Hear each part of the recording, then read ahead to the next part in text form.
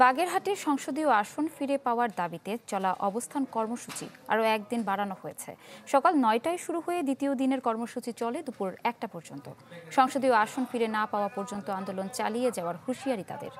এদিকে মঙ্গলবার উচ্চ আদালতে রিট করেছেন বাগেরহাট প্রেস ক্লাবের সভাপতি মোহাম্মদ কামরুজ্জামান সহ অন্যান্যরা।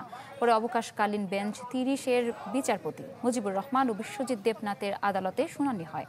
আগামী ১০ কার্যদিবসের মধ্যে নির্বাচন কমিশনকে রুলের জবাব দিতে বলা হয়েছে। সর্বদলীয় সম্মিলিত কমিটির যে রিটটি আমরা করেছিলাম সেটি শুনানি গতকালকে হয়েছে এবং 10 দিনের রুল জারি হয়েছে। এতে আমরা মনে করি আমাদের প্রাথমিকভাবে আমরা একটা বিজয় হয়েছি।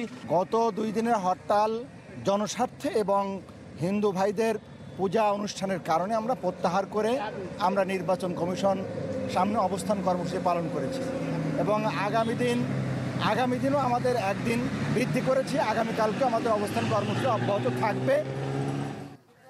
আরও খবর জানাতে বাগেরহাট থেকে সরাসরি যোগ দিচ্ছেন সহকর্মী আরিফুল ইসলাম। আরিফ,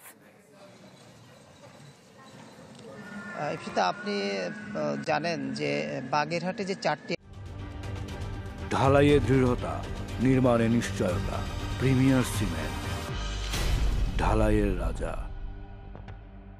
আসন ছিল গত 30 জুলাই নির্বাচন কমিশনার সেই 4টি আসন থেকে একটি আসন কেটে গাজীপুরে করার যখন ঘোষণা দেয় তখন থেকে কিন্তু প্রতিবাদ চলছে। সেই প্রতিবাদের মধ্যে থেকেই কিন্তু নির্বাচন কমিশনার গত 4 সেপ্টেম্বর তার কথা মতোই একটি আসন কমিয়ে বাগেরহাটে 3টি আসন করে গেজেট চূড়ান্ত করে। এখনও পর্যন্ত সেই প্রতিবাদ চলছে, হরতাল মিছিল মিটিং প্রতিবাদ চলছে। আজকেও কিন্তু প্রতিবাদ কর্মসূচি ছিল জেলা এবং উপজেলায়।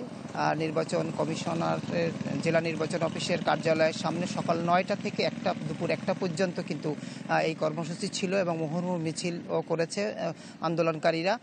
তো আজকে শেষ হওয়ার কথা ছিল, কিন্তু এটি আরও একদিন অর্থাৎ আগামীকাল সকাল 9টা থেকে দুপুর 1টা পর্যন্ত এই কর্মসূচি তারা বাড়িয়েছে। এবং এরপরে এখানে যিনি সর্বদলীয় সম্মিলিত কমিটির যিনি আহ্বায়ক এম এ সালাম, তিনি জানিয়েছেন যে রবিবারে আমরা আবারও আলাদা কোনো কর্মসূচি দেব বলে তিনি জানিয়েছেন।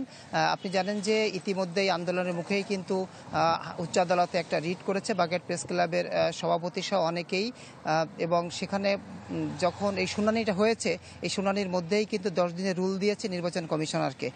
এই ছিল আপাতত বাগেরহাট থেকে সর্বশেষ। আরিফ, ধন্যবাদ আপনাকে। দর্শক, আমরা সরাসরি যুক্ত ছিলাম বাগেরহাট থেকে।